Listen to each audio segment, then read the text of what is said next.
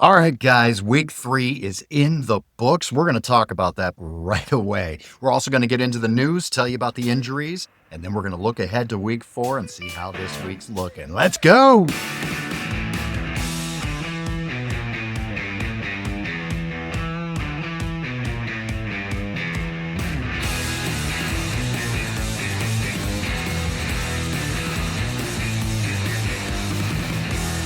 All right. Welcome to the show. This is the Frankly Fantasy Football Podcast. We are your hosts, Frankie and Johnny. Welcome in, man. Week 3, baby. Holy shit. Bad. Absolutely bad. Brutal. Hey, man. Week 1 was a liar. Week 2 is dangerous. Week 3.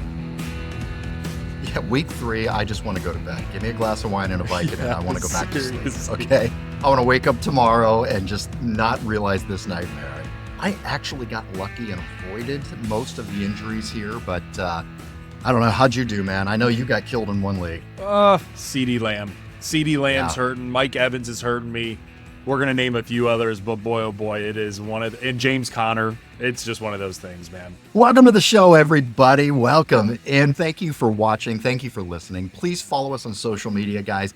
Instagram, TikTok, YouTube, and it's all Frankly Fantasy Football. And don't forget to like, subscribe, and share the episode, guys. Hit the notification bell on YouTube, guys. It's going to tell you every week when these episodes come out. We're dropping them on either Tuesday nights, Wednesday mornings. Also, don't forget, guys, when you're on Instagram, TikTok, YouTube Reels, you're going to see every week Frankie's going to put out his waiver wire pickups of the week. That's right. And then you got Fridays with Frankie on Fridays. He's going to give you the top 5 things you need to know before going into the weekend. It's going to be who's starting, who's sitting, who's playing, who's hurt.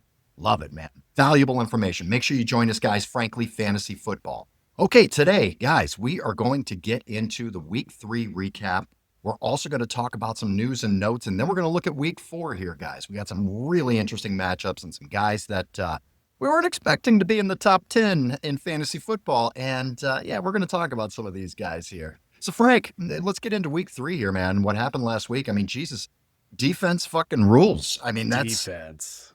My God, I have never seen such dominant defensive performances. I mean, I was at the edge of my seat just going, holy shit. The picks, the pick sixes, the touchdowns, the blocks. I mean, let's look at a few things here, man. I mean, we had 9 non-offensive touchdowns, 4 pick sixes, 4 pick sixes. You never see that. Fumble return for a touchdown. 5 turnovers for the Bengals and the Patriots each. Each of them had 5 turnovers. Unbelievable. And then 4 blocked kicks. Get this, Frank. 4 blocked kicks, all in the fourth quarter. Okay, huge implications here. The most blocked kicks in a single day since 1991. Incredible. What a cool stat. Incredible. I mean, hey, man, if you had the Vikings defense, if you had the Eagles defense, if you had the Steelers defense, let me tell you, they certainly propelled you to win if you had those guys. I mean, it was incredible, man. You know, I saw people losing their fantasy games because the defense they played against got 35 points. Oh, it's so gross. Let me tell you something, guys. If you can get rid of kickers and defenses, we did this in our big family league, 14-team league. I love it.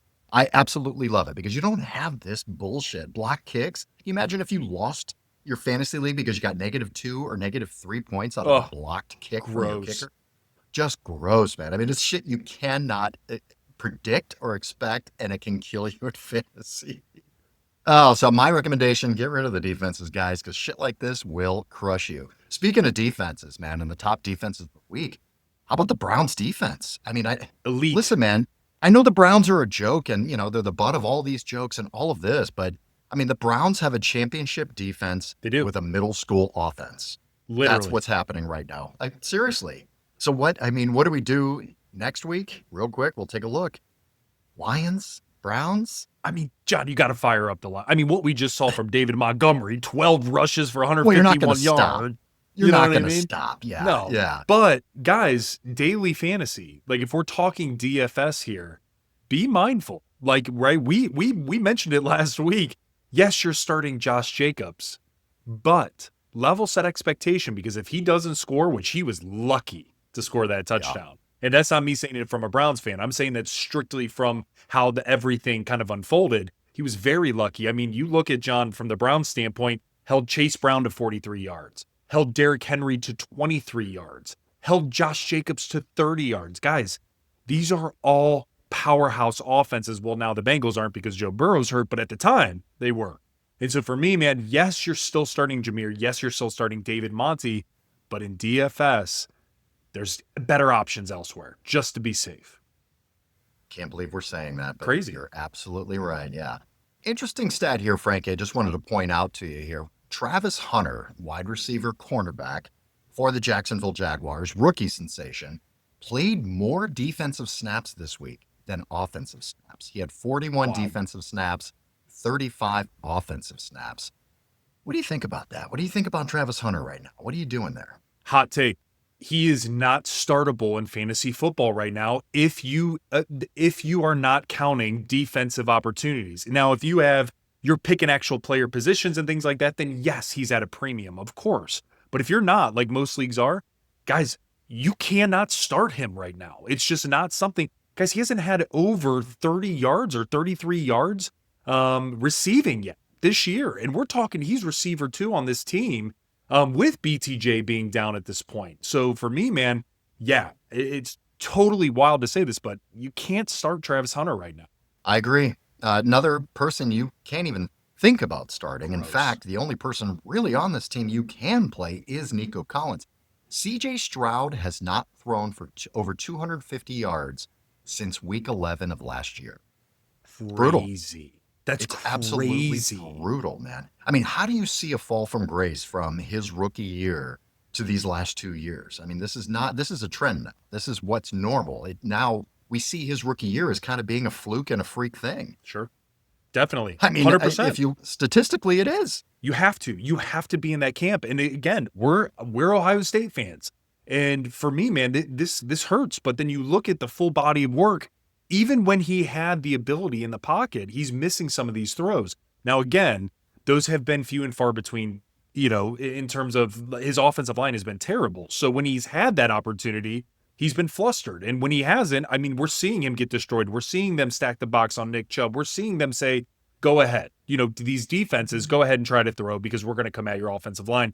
It's bad, man. I mean, dare I say, they're the second worst offensive line behind the Bengals. I agree, and all they have to do is just blanket Nico. Yeah. Who else is going to kill him at this point? Nobody. Not Kirk. Nobody. Not Higgins. No. You know what I mean? No. Yeah.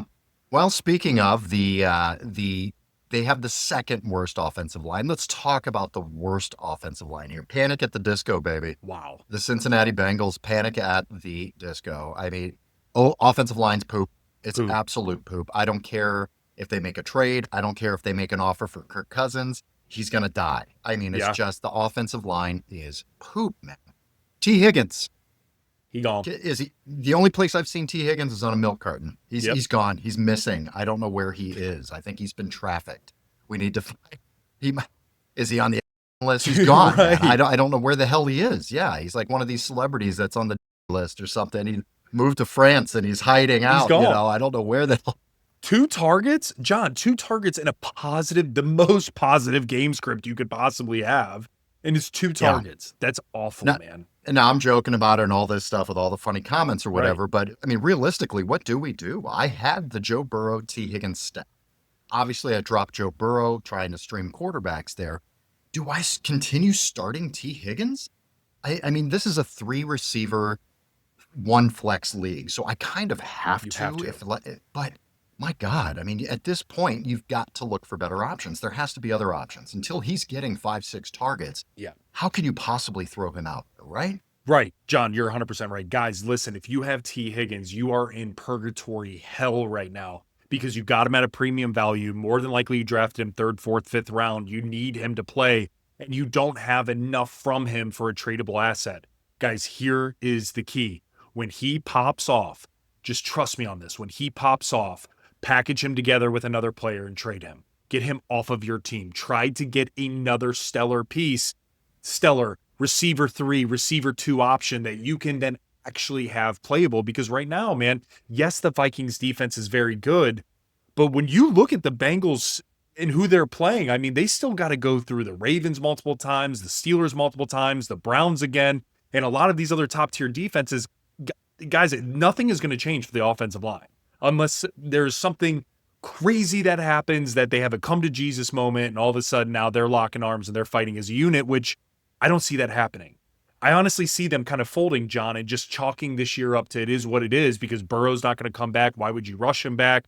They need to go back to the well and try to get this offensive line rebuilt in the offseason. And I know it's crazy to say that, knowing we're bleeding into week 4, but it's just the reality, man. And what we're seeing from Browning is he's nowhere near where they need him to be in order for it to even be effective. And so for me, man, yeah, guys, wait till Tee Higgins pops. There will be a pop in one of these games coming up. After that, trade his ass.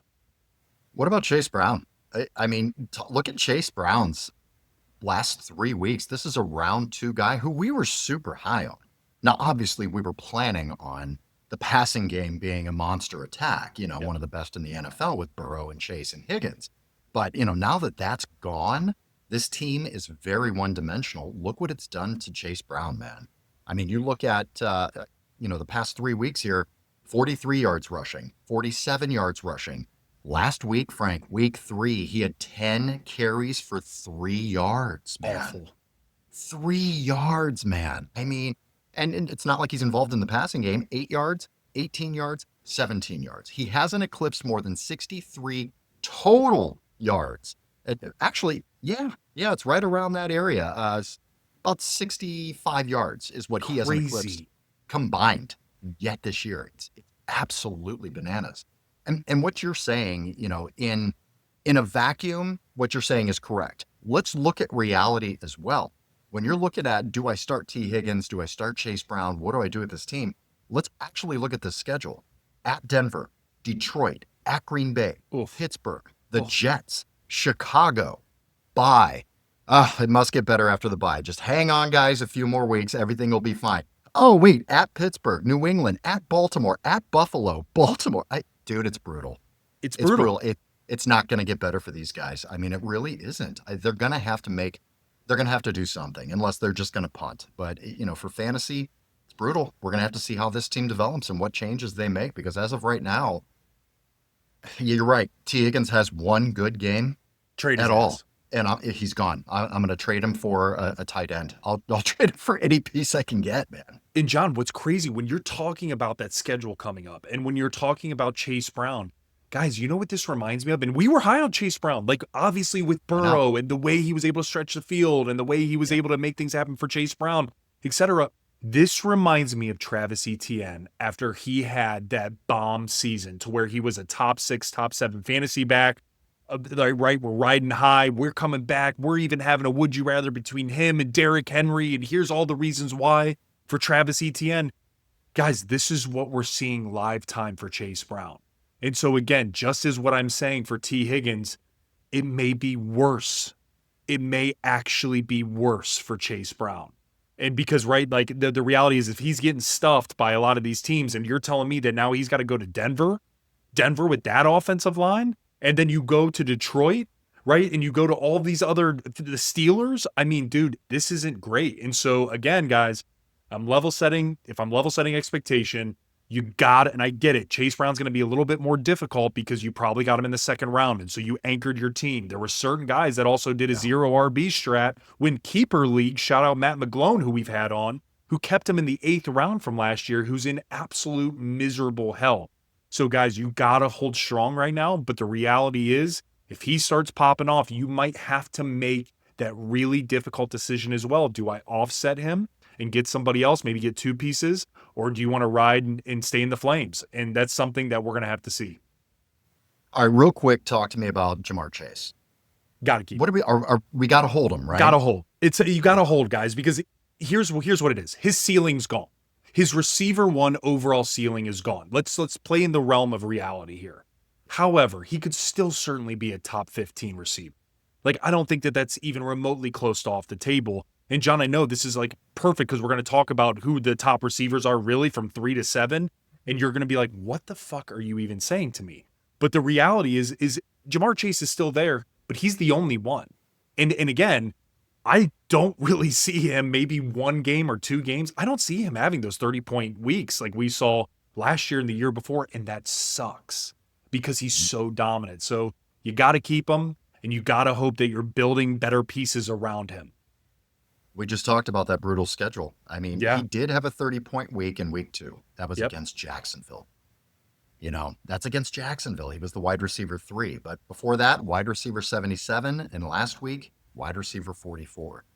Chase, in my mind, could be one of those guys. If you've lost Connor, you lost Eckler, you lost running backs here, Yeah. and you need to make a move to try to pick a running back up. I mean, Jamar Chase, if he has a great game and scores a touchdown, get you 70 yards or something, I would look to move him if you can. If your receiver depth allows you to move Jamar Chase, maybe you got lucky on the waiver wire, maybe somebody you drafted 7th, 8th round, maybe you got a guy like Quentin Johnston that you can play, that you weren't expecting to start.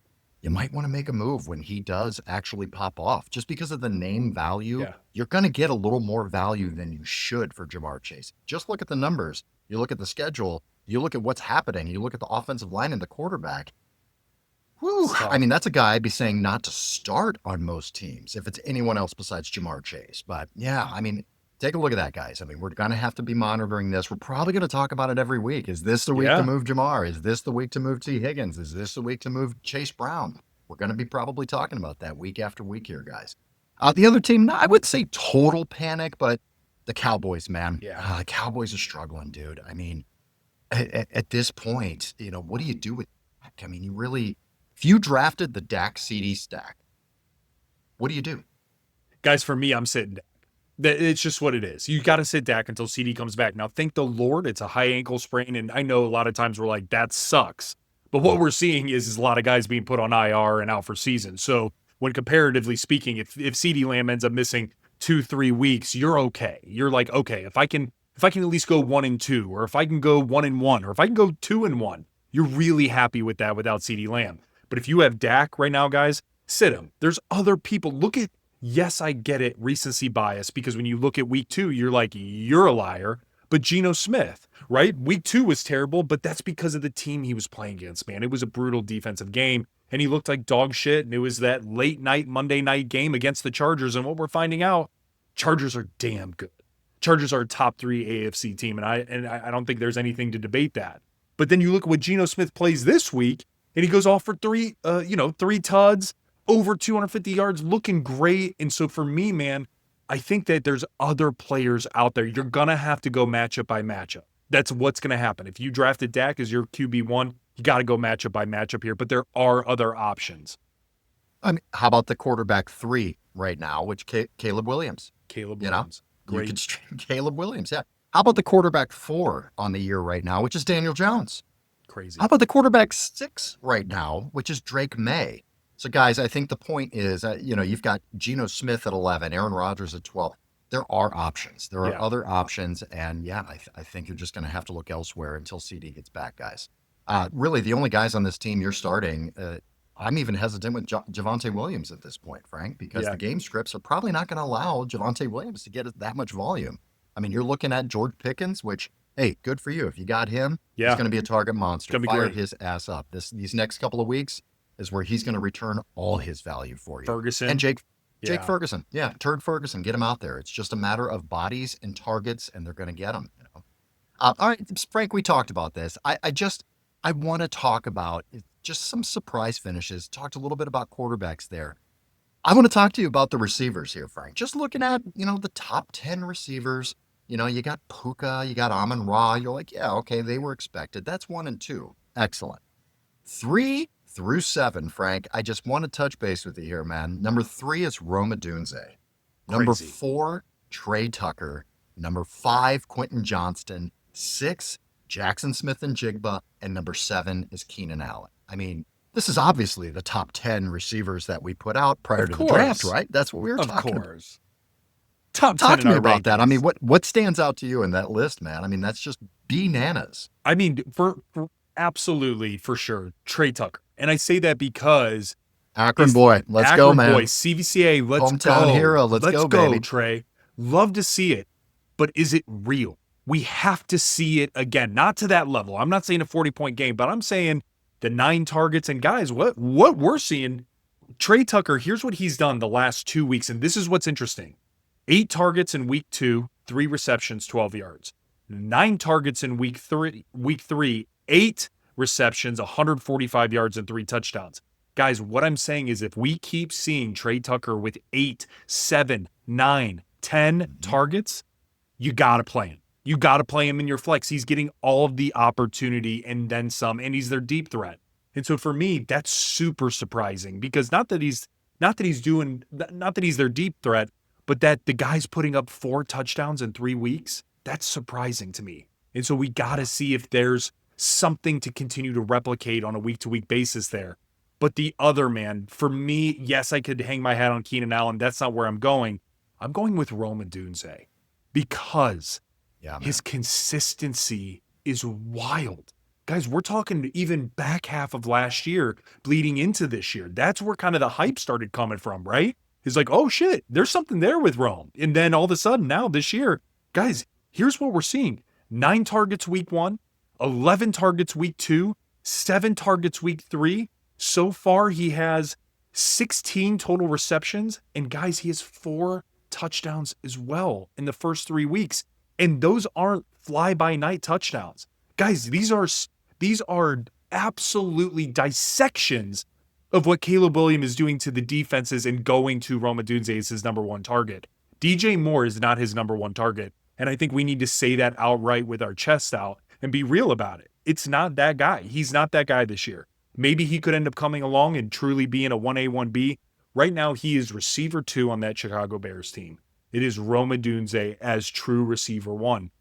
And honestly, man, I'm here for it. So to see him at receiver 3, for me, is mind-blowing. It is.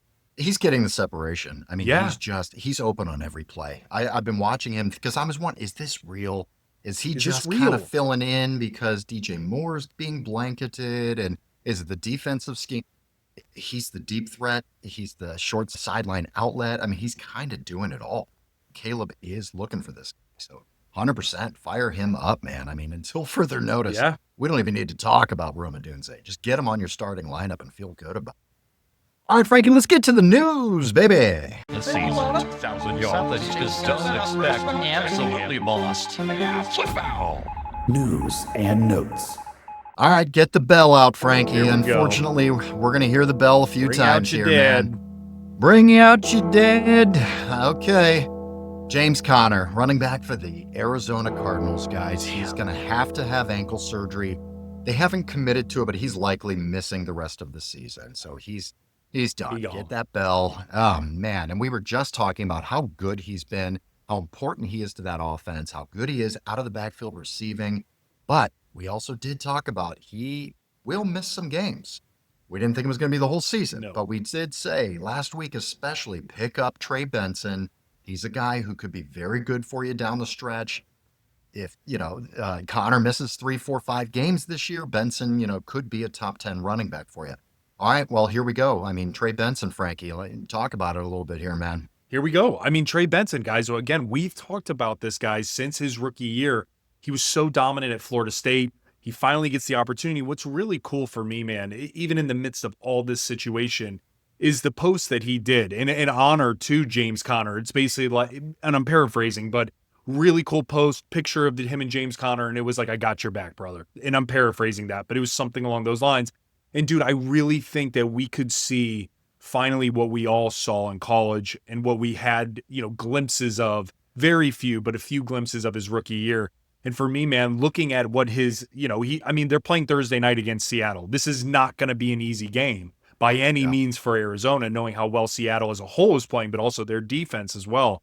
So for me, man, I think that we could see Trey Benson be really nice out of the backfield from a receiving perspective. Dare I say, it could be a lesser version of poor man's Chase Brown for what we were expecting walking into this year. I think that could be Trey Benson's ceiling. So for me, guys, hop on the bandwagon. Let's see what happens from Trey Benson's standpoint. He's not a scrub. But also keep in mind, there's also DeMarcado that's on this team as well. So he might be an interesting pickup, guys, that you can get off the waiver wire if Trey Benson's gone, just in case, if Trey Benson does not work out, if or something like that. Because we have seen DeMarcado actually provide some fantasy value in the past. So, there might be a little bit of a 1-2 kind of punch here, but it's definitely going to be Trey Benson's show. They could have DeMarcado out there. He could get a lot of passes. Yeah. I mean, I could see him getting 4, 5, 6 targets. Totally.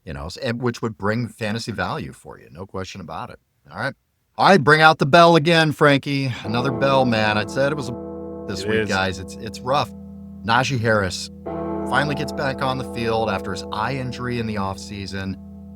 Najee Harris has a torn Achilles. He is going to miss the season. I mean, this is not good. I mean, J.K. Dobbins is really one of the only guys I've seen really successfully come back from an Achilles. I mean, at his age, this could be the end for Najee Harris. I'm not sure. How long was his contract? Was it a 1-year contract? 1 year. It was a 1-year deal, which really sucks. Yeah, that's tough, man. All right, but let's take a look at a positive, though, here. Amari and Hampton. Let's go. This is what we were waiting on, guys. This is what we were waiting on. 2 tough weeks for Amari and Hampton to start off the year. Week 3, he comes out. While he's got the carries, he needs volume. Amari and Hampton's a volume guy. With a split backfield, it was going to be rough. I was ready to sit Amari and Hampton if he wasn't going to get it done this week. But now that he's getting the carries, he needs the volume. This is a team that will run through the teeth, and then drop a deep bomb to Quentin Johnston. So he needs to continue getting that to actually pop one out, squirt out through the middle there. But yeah, I mean, Amari and Hampton, I was nervous. Fire him up. All, guns a-blazing. Let's go. CeeDee Lamb, Frankie, he's going to miss a few weeks there, man. It's a high ankle sprain. It's typically a 2 to 4 week thing. You're going to have to watch it every week, guys. But yeah, it's not great. But the good news is you will get him back. It shouldn't really affect the rest of the season. But Pickens and Ferguson, man, fire them up. Those are the guys to go with. Yeah, those are the only guys I'm starting right now from the Cowboys, like we said. Another one here, Mike Evans. Oh, man, this one's rough too. Mike Evans left the game with a hamstring injury. Everything's saying that he could go on the IR. It didn't look good. Hamstrings are tough to predict. Yeah. There's a wide range of severity there. This one looked a little rougher than what you normally see, so he could potentially go on IR. Good news is Chris Godwin could play this week, and boy, do they need him. Big time. But man, I think the story is Emeka Egbuka. Frank, so good. Is that Odell Beckham out there catching balls? I mean, Seriously. Did you see the one-handed grab he had? Didn't even use his other hand, brought it down like it was nothing.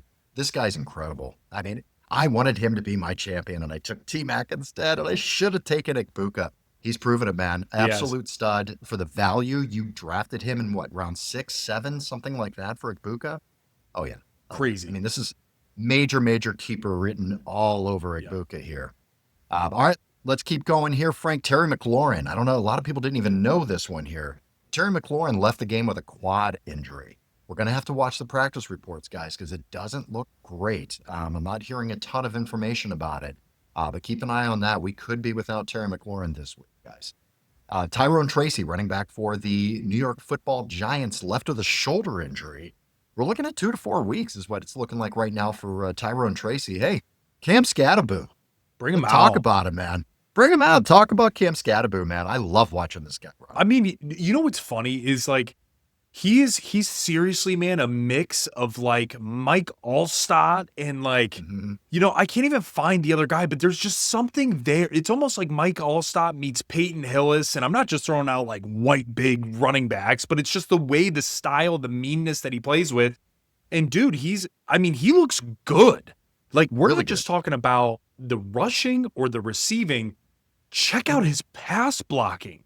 And I know that sounds ridiculous. Guys, he's taking on linebackers. He's taking on defensive ends. He's taking on blitzing safeties, and he is wrecking them. And he's enjoying it. It's wild. And so for me, man, I think that this is the opportunity for him to then finally step up. Guys, we talked about it when we were doing our rookie review, and I got a ton of shit for basically saying that Cam Scatterboo, in my opinion, is the best pass catching back out of this particular rookie class from a running back standpoint, and I got destroyed. Guys, look at what he's done. Look at the routes that he's doing. Again, I mentioned the game when Arizona State played Texas last year in the playoffs. This isn't a fluke. This is who Cam Scatterboo is, and it's time to get on that train, guys, because this is exactly what the New York Giants need. They need Cam Scatterboo, and damn it, man, they need Jackson Dart. and then you got Malik Neighbors, and we're going to see a very young offense slowly start to grow together. I'm not saying that they're going to come out here and light the world on fire, but I'm saying Cam Scatterbo has the ability to put double-digit points up every week. And I'm also saying that Malik Neighbors is, in my opinion, a true top 5 receiver in the NFL. And then you bring in Jackson Dart, who they traded up to get in the first round, who set all of the records for Ole Miss. Guys, there's something special brewing in the Giants right now, and it's hard to see kind of the forest through the trees. But trust me when I say this, there is something here, and it's really exciting. Well, the nice thing about Scatterbo and why I like him so much, he's game script proof. Yes. You know, if they actually, for some reason, they get up in a game and they're running the ball, that's great for him too. But most likely, they're going to struggle in a lot of these games, man. I mean, they just are. Yep. And that's great for Cam Scatterbo because he's going to get the passes out of the backfield. And I know when you say he's got great pass protection, people will be like, it's fantasy football. Who gives a shit about that?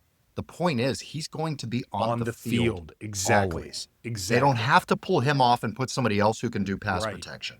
He'll be on the field and he'll be an outlet. You'll see him blocking. You'll see him chipping and turning around for an outlet catch. There's going to be a lot of that. So, man, fire him up. Yeah, I think he's a must start right now. 8 targets, 6 receptions, 61 yards from Cam Scatterbo this past Love week. it, man. Keep going, boo. You my boo. You my boo. All right, Mac Jones. Let's go over to the 49ers here in San Francisco. Mac Jones, aggravated PCL injury is what he's got going on. Brock Purdy is expected to practice this week, and it looks like he should play. So watch and monitor that. Also happening for the 49ers, a little good news, I guess, for these guys. I've never seen a team get so obliterated, and they're 3-0. I mean, they're 3-0 with all of these injuries. Yes. Bananas, man. Yeah. But we're looking at Demarcus Robinson, wide receiver, now with the 49ers. He's going to join the team after serving his 3-game suspension. He's probably like, man, I'm glad I had that 3-game vacation because Seriously. it's a bath out there. So he gets to come in healthy. Interesting. All right, what are you doing with Demarcus Robinson? I mean, is he a must pick up on the waiver wire? He's certainly on the waiver wire at this point. Definitely. Is Guys, must pick up? Yeah, pick him up. You can get him dirt cheap. This is not somebody that you need to spend 10% or 5% of your fab dollars. No. Guys, put a couple bucks on, and if you get him, great. Because here's the deal. Juwan Jennings is in and out of the lineup. You have Ayuk, who's still banged up, right? George Kittle's still on IR. Really, it's just CMC. And guys, what we're seeing from Ricky Pearsall with him getting pretty much the lion's share of the load is it's been great. So you add in a guy like Demarcus Robinson who has the ability to get open down the field, and knowing Brock Purdy's coming back, guys, this could be really good stuff. We could see some fantasy value coming from Demarcus Robinson. So don't be afraid. Throw a couple dollars on him. Pick him up if you're in a fab type of auction setting. All right, another guy coming back from suspension here, guys. Jordan Addison, wide receiver for the Minnesota Vikings, served his 3-game suspension and should be good to go for week 4.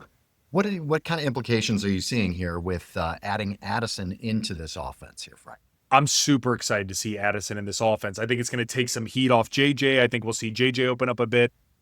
But this could have some issues with TJ Hawkinson, especially now with what we're seeing with JJ McCarthy kind of being in and out, being banged up.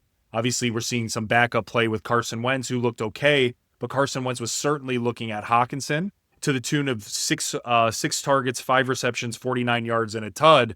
Guys, with Jordan Addison coming back now, what do we see from that standpoint? Do we go back to seeing Hawkinson have 3 targets, 1 reception for 12 yards? Do we see him have 3 targets for 2 receptions for 25 yards? Guys, and I'm not just throwing these out. These are real, actual numbers that he's been doing.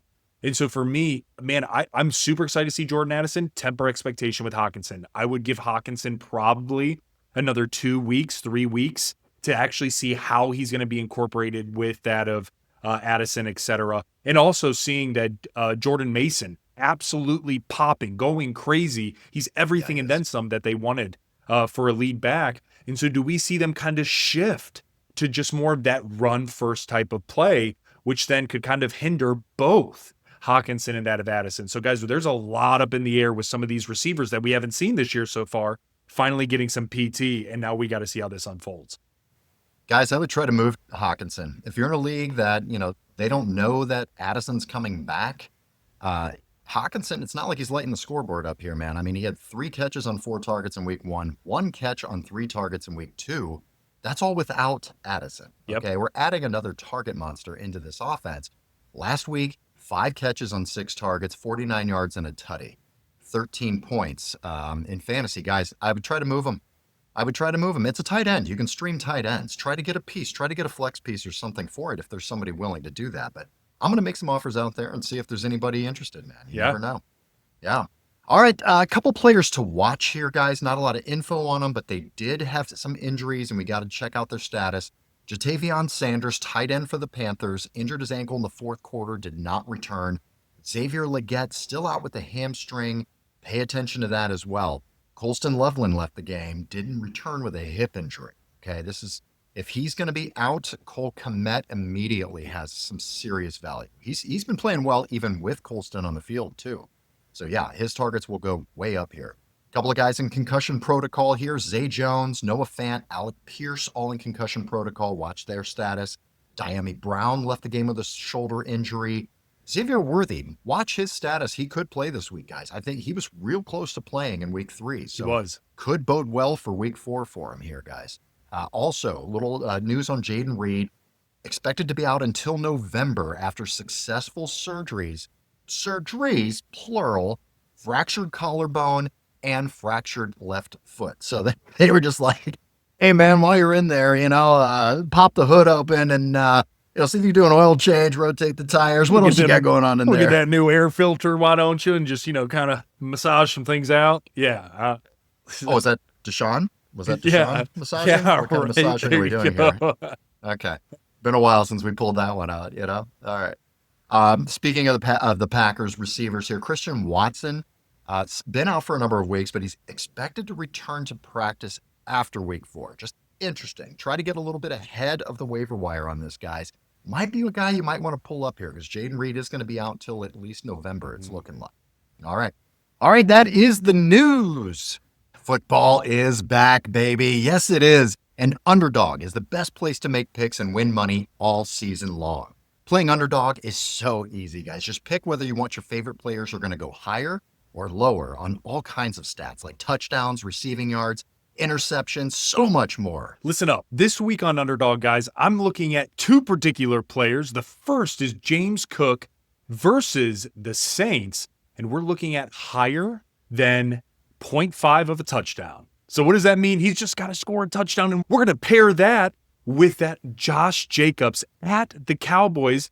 And guess what? We're also going for higher than 0.5 of a rushing and or receiving touchdown. So we're looking for touchdowns from James Cook and Josh Jacobs to round us out. Sounds like a lock to me, Frankie. I love it. Download the app today and sign up with promo code FRANKLY to score $50 in bonus funds when you play your first $5. That's promo code FRANKLY. Millions of fans have won billions making picks on Underdog. Will you be next? Underdog. Make picks, win money. Must be 18 plus. 19 plus in Alabama, Nebraska, 19 plus in Colorado for some games, 21 plus in Arizona, Massachusetts, and Virginia, and present in a state where Underdog Fantasy operates. Terms. See assets.underdogfantasy.com/web/play and get terms _DFS_.html for details. Offer not valid in Maryland, Michigan, Ohio, Pennsylvania, and New Jersey. Concerned with your play? Call 1-800-GAMBLER or visit www.ncpgambling.org. In New York, call the 24/7 Hope line at 1-877-8-HOPE-NY or text HOPE-NY 46736. All right, Frankie, let's take a look at the week 4 ahead here. Week 4 coming up on us here. Wonder what week 4 is going to look like. It's not going to be a liar. It's not going to be that dangerous. Hopefully, please, God, don't let it be a Bath. No more. We're good here. Hey, we got a game in Ireland this week, Frankie. All right. Top of the morning to you. 9:30 a.m. Eastern Standard Time. Let's go. Get up in the morning. Get your coffee. You don't even need to put on your PJs. Just lay in bed and watch this one, guys. Get a pint of Guinness. Oh, that was bad. Get a point. There we go. I needed that. Get a point. Get a point Guinness. That was pretty good. That's a blend. There's something there. Yeah, that wasn't bad. I don't know. That's somebody whose mom is Irish and dad is from the UK, where it's like they don't really like each other and get along. Each other. Yeah. Yeah. I get it. All right, let's look at this Ireland game, man. Love Dublin. We got the Steelers and the Minnesota Vikings. I mean, Jekyll and Hyde for the Steelers right now, eh? I mean, week 2, they seem to look great. Week 3, kind of came back down to earth. What are we doing here, Frank? What do you think about these guys? Guys, here's the deal. You got to fire up Jaylen Warren. I think that he is absolutely the number 1 option for this Steelers offense. I mean, from a receiving perspective, from a rushing perspective, right now he's doing it all, and he has been pretty damn excellent. When you look at DK Metcalf, man, and I got to call this out, he's a guy I'm nervous about this week. When we see what Minnesota's defense is doing, and I apologize, I forget the cornerback's name, but their top cornerback who had 2 of the pick sixes this past week, he's the first time in NFL history to have a perfect PFF rating following a game of 99.9. And I want to repeat that. That is the gentleman that is going up. That's the player that's going to be probably over top of that at DK Metcalf, who just had a 99.9 rating NFL history on PFF. And then when you look at what DK is doing, John, it's concerning. And I say that because is he getting a shit ton of targets? No. When we were talking about his target share and what we thought was going to happen, it could certainly still happen, but we haven't really seen it, man, from what Aaron Rodgers was able to do with Devontae and that of Garrett Wilson, right, when he was at the Jets. We haven't seen that translate for DK. It's actually been Jaylen Warren. And the reason why I'm harping on DK, man, last week, 4 targets, 3 receptions, 32 yards and a touchdown. Week 2, 6 targets, 3 receptions, 20 yards and a touchdown. Guys, had he not had those touchdowns in week 2 and in week 3, his stat line is terrible. We're talking not even remotely close to a startable asset from fantasy football perspective. So, man, this is a very risky start, in my opinion, to roll out there with DK Metcalf this week. You're talking about the number 1 defensive scoring IDP player in fantasy football. If you're playing with defensive players, guys, you're talking about Isaiah Rodgers. Thank you, Isaiah Rodgers. Thank you. Yeah. That's exactly who it is. Yeah, 2 defensive touchdowns this week. I mean, just the guy was insane. Unbelievable. He was incredible. Yeah, I love it. All right, let's look at the Chargers and the Giants. All right, we got breaking news here, Whoa. Frankie. Why don't you lay it out for us? Chargers, Giants. What are we going to see this week, baby? We're going to see Dart. We're going to see Dart throwing some darts. And what I mean by that, That's right. Breaking news. Again, we record this, guys, on Tuesday. We typically drop it Tuesday night, Wednesday. So it just happened that Russ, his cooking is done. He's putting the pans away, and we're bringing out Jackson Dart. And what this means to me, man, we were just talking about it, of that young core. Yes, this is kind of throwing him to the fire against the Chargers. No question about it. But damn, sometimes there's sparks that happen when there's no expectation, when they have no film on this guy, right? Being the Chargers with that of Jackson Dart. So, man, I'm super excited to see this kid with Malik Neighbors and that of Cam freaking Scattaboo, baby, running all over the damn place. But, man, here's the other thing. I'm super excited to see Omarion Hampton. So we could actually see these 2 top-tier rookie running backs. There's a storyline here, man. Top 2 rookie running backs getting to go at each other like crazy. You got Jackson Dart starting. You got Justin Herbert, who's on an MVP prowess right now, going crazy. And then you have Keenan Allen. You have him back from the dead, who we've talked about quite a bit. Quentin Johnston looking fantastic. Laddie kind of being that 3rd receiver in the mix. Man, let's talk about Laddie real quick. Let's talk about Laddie real quick, man. I mean, I ended up taking him because he fell to me. I was worried about Laddie this year. Yeah. And I wasn't even expecting Keenan Allen to be a thing at all. And I was worried about Laddie. Laddie's the 3rd target leader on the team. I mean, he's the number 3 receiver on this team right now. I'm trying to move him, Frank. I'm trying to move Laddie. No touchdowns. Yeah. I mean, he's fine. He's okay. But what was he, 2nd round, 3rd round pick for you? Yeah. Not returning that value right now. No way. That's for damn sure. I'm trying to move him.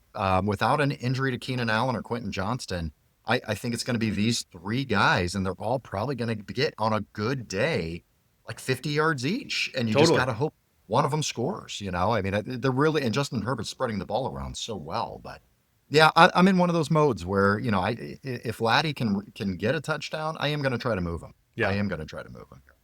All right, let's keep moving here. Cincy versus Denver. Oh, shit, Frank. I mean, Tee Higgins, man, 2 targets last week. Tee Higgins, where the hell is he? Where is he? He gone. Yeah, what are you doing here, man? I mean, guys, really, and I know this is nuts. For me, it's Jamar Chase. You're starting him. You probably have to start Chase Brown. I hate the matchup. Guys, this is not a great matchup by any means. No. And I mean, what Denver's defense has the ability to do to that offensive line, we could see another Minnesota type of game. I'm not saying 2 defensive touchdowns and all this other shit. I'm saying, though, it could be another 3 turnovers for Denver's defense, and then they just run the ball. So, man, I don't know. I'm not really liking anybody other than Chase. I know Jamar Chase. I know that Chase Brown and I know that Tee Higgins, you more than likely need to start him based on your roster construction this early. But, guys, I don't like it. I don't like it at all. Yeah. Yeah, I mean, it's in Denver. They're favored by 7.5 of the 44.5 over-under. If you're in a shallow league, guys, you're in a 10-team league, I'm looking for a different option than Chase Brown. You know, if you've got, even in a 12-team league, if you've got some other options, I mean, you know, would you start Javonte Williams over Chase Brown this week? Yes. Yeah, this week I absolutely would. ETN, I'm starting over Chase Brown. Definitely. J.K. Dobbins on the same game. Definitely. I'm starting over Chase Brown. You know, I mean, that's a deep one there. Jalen Warren, I'm starting over Chase Brown. Jordan Mason, Cam Scattaboo. Definitely. Yeah, I mean, the list goes on and on, man. I mean, yeah, find another replacement if you can. Highly recommend that. And John, from Tee Higgins' standpoint, real quick, I mean, I'm starting Michael Pittman Jr. over him, which is crazy to even say. I'm starting Cortland Sutton over him. I'll even take it a step further, man. I'm starting Ricky Pearsall. I'm starting Ricky Pearsall over Tee Higgins this week.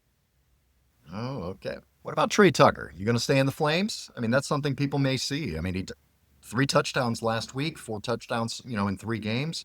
It's what do you real think? tough. Is it a little too risky? I think it's a little about the targets. We need to see consistent targets. Yes, I need to see another game of consistent targets, even if it's a modest stat line. That's okay. I just need to see him demanding the rock, right? And if that happens, guys, get ready. It's going to be Trey Tucker show this year. All right.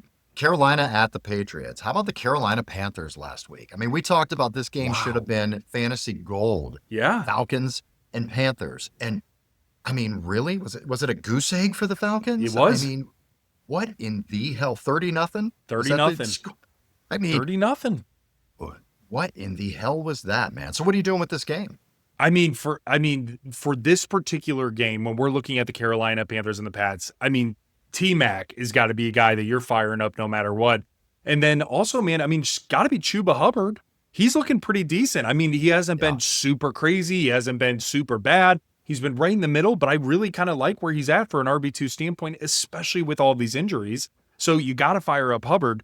But from the Pats' perspective, man, it's wild from their running back situation. I mean, Trevion Henderson had to have hooked up with Vrabel's kid or something, or his wife or something. I mean, what is going on? Give the dude the lion's share of the load. Like, I get that he had the most rushing attempts this particular week, but that was solely because of Ramondre fumbling multiple times and Antonio Gibson fumbling, that they eventually then were just like, yeah, go ahead. You can be the feature back. Moving forward, you got to see Trevion get more reps. This is crazy, man. Top tier talent. So if we actually get notified this week that he will see an uptick, guys, I'm starting Trevion this week. I'm starting him, and I want to see how this pans out. Every week his snap shares ticked up. It was almost 50-50 last week, which, you know, is fantastic to see. Ramondre, he's a fumble away from sitting the bench and Trevion getting the full load. So, yeah, I like it. Are you saying you'd fire Trevion Henderson up this week? Going to be that bold? Yes, I am. So here's the deal. In one of our leagues, John, in the 14 team, it's a super deep league. I am actually going to be starting Trevion Henderson over that of Calvin Austin. And that's how deep these benches are, guys. I know I'm throwing out just ridiculous names, but the reality is, man, I mean, Calvin Austin last week, I mean, he had a pretty damn good showing. Had another touchdown on the board, ended up finishing with 5 targets, 3 receptions, touchdown, and 34 yards. But man, when you're playing, it's just tough. When you are playing the defenses that they're going to be playing from the Steelers' perspective, but then in addition, when you're looking at, okay, does Trevion see an uptick? I love the Carolinas matchup a bit more. I'm rolling with that. So for me, man, yeah, I'm willing to start Trevion Henderson in deep leagues. I love T-Mac this week too, guys. Start Tedoroa McMillan. Loving him this week. Our Green Bay at Dallas. Okay, Green Bay's going to come back with a vengeance. They're going to be pissed. They're going to be super pissed. Yeah, they're going to come back with a vengeance here. And that Dallas defense, I just don't think is going to be able to stop them. So I love all the options with Green Bay. What are we doing with Dallas? We talked about it a little bit, but is that it? Those 2 guys? Yeah, man. I'm rolling with Ferguson, Pickens, and if you have to, you got to start Javonte. But let me tell you, remember, Micah Parsons has had this game circled since he's been traded. This could be bad news for that offense, for the Dallas Cowboys, even without CeeDee Lamb. Even if CeeDee Lamb was in, this is not a good game for Dallas just because of the emotion. So yes, level set expectation. But guys, from the Packers standpoint, Josh Jacobs is going to return to form. Don't worry about the 30 yards. He's going to have a bonkers kind of day, in my personal opinion. Tucker Kraft, if he's playing, you got to fire him up.